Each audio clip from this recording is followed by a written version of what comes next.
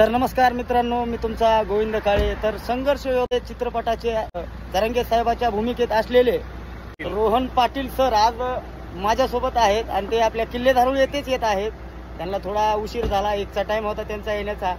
तर आज त्यांची रोडवर सहज माझ्या रिक्वेस्टवर त्यांनी आज गाड्या येथे थांबवल्यात मित्रांनो।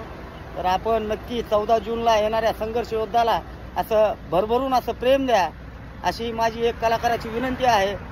आणि आपल्या जरांगे साहेबाच्या भूमिकेत असलेले रोहन पाटील यांची भूमिका कशी आहे ते नक्की चित्रपटात तुम्ही पहा।